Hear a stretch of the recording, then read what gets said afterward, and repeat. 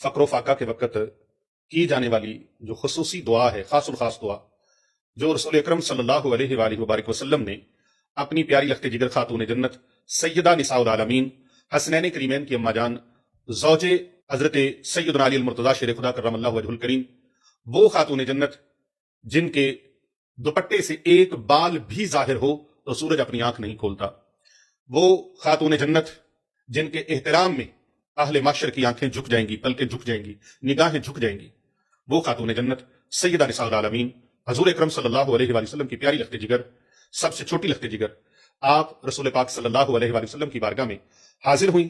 آپ مال غنیمت تقسیم فرما رہے تھے اور اس میں 5 بکریاں یا بکرے بھی موجود تھے۔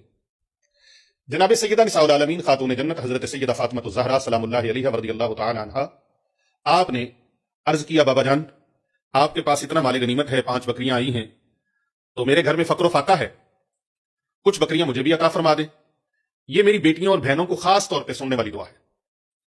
اے خاتون جنت کی کنیزو، حضور نبی اکرم صلی اللہ علیہ وآلہ وسلم کی پیاری شہزادی کی ماننے والیوں، میری بہنوں اور میری بیٹیوں، غور سے سنیے کہ رسول اکرم صلی اللہ علیہ وآلہ وسلم نے کیا جواب ارشاد فرمایا۔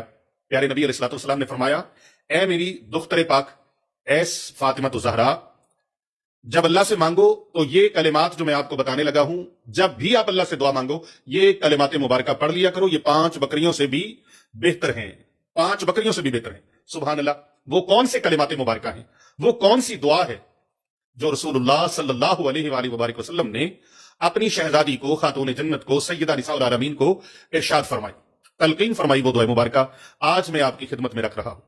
خدا کے لیے اس دعائے مبارکہ کو خود بھی پڑھیں، اپنے بچوں کو سکھائیں، اپنے اہل خانہ کو سکھائیں، اپنی فیملی کو سکھائیں اور اپنے عزیز و اقارب تک اس دعا کو بھیجیں۔ دوسروں کی بھی ضرورت ہے، ان کی ضرورت بھی پوری ہو جائے۔ آپ نے وہ 5 بکریوں کے بدلے میں یہ 5 کلمات مبارکہ میرے کریم آقا صلی اللہ علیہ وآلہ وسلم نے ارشاد فرمایا، اے میری دختر، اے میری بیٹی، اے میری شہزادی، اے میری لخت جگر، یہ 5 کلمات 5 بکریوں سے بڑھ کر ہیں، ان کو پڑھ لیا کرو۔ عرض کی بابا جان وہ کون؟ یا راحم المساکین یا ارحم الراحمین۔ ان کلمات کو پڑھ کر اپنی حاجت اللہ تبارک و تعالیٰ کی بارگاہ میں رکھیں۔ یا اللہ میری یہ حاجت ہے، آپ سندھی میں دعا مانگیں، پشتو میں مانگیں، آپ فارسی میں مانگیں، اردو میں مانگیں، عربی میں مانگیں، انگلش میں مانگیں، کسی زبان میں بھی آپ اللہ سے مناجات کریں، اللہ سے ملتجی ہو جائیں، اللہ سے التجا کریں، عرض کریں، مولا کریم میری یہ دعا ہے قبول فرما لے۔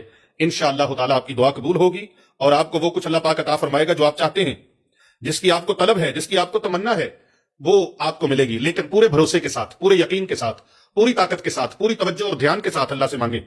حضرت سیدنا سلیمان علیہ السلام نے ایک چونٹی سے پوچھا، اے چونٹی تمہاری سال بھر کی خوراک کتنی ہے؟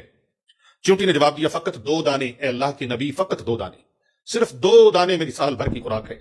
چونٹی نے جواب دیا 2 دانے ہیں اس کے پاس۔ حضرت سیدنا سلیمان علیہ السلام نے 2 دانے رکھوا دیے اور اس چونٹی کا جو بل تھا، سوراخ تھا جہاں وہ رہتی تھی، اس کو بند فرما دیا۔ سال بعد جب دیکھا تو چونٹی نے 1 دانہ کھا لیا تھا، 1 بچا کے رکھا۔ آپ نے پوچھا 1 دانہ کیوں بچا کر رکھا ہے؟ چونٹی نے عرض کرنے لگی، پہلے میرا بھروسہ اللہ کی ذات پر تھا، 2 دانے کھا بھی لوں گی تو وہ اور دے گا، اب بات انسان کی تھی، اس لیے 1 بچا لیا، کیا پتا پھر دے یا نہ دے۔ اللہ اکبر۔ تو اللہ کی ذات پر کامل بھروسہ، یقین اعظم کہ میں نے جو مانگا ہے میرے اللہ نے مجھے عطا فرمانا ہے، اس کے خزانے بھرے پڑے ہیں، اس کے خزانوں میں کوئی کمی نہیں ہے۔ لہٰذا اللہ سے جب مانگیں پوری یقین کے ساتھ، پوری توجہ کے ساتھ، پورے دھیان کے ساتھ، خشوع و خضوع کے ساتھ، یقین اعظم کے ساتھ، اور کر بھلا ہو بھلا، ہوتا ہے بھلے کا بھلا۔ بھلائی پر بھی توکل رکھیں کہ ہم بھلا کرنے لگے ہیں، یہ ویڈیو ہم دوسروں کو شیئر کرنے لگے ہیں، یہ بھلا ہے، اور اس بھلائی کے تحت انشاءاللہ تعالی اللہ ہمارا بھی بھلا فرما دیں گے۔ ہم لوگوں کا بھلا کریں، اللہ کی مخلوق کا، تو وہ تو خالق ہے، اس خالق کی مخلوق کا بھلا آپ کریں، اللہ سبحانہ و تعالی آپ کا بھلا فرما دیں گے۔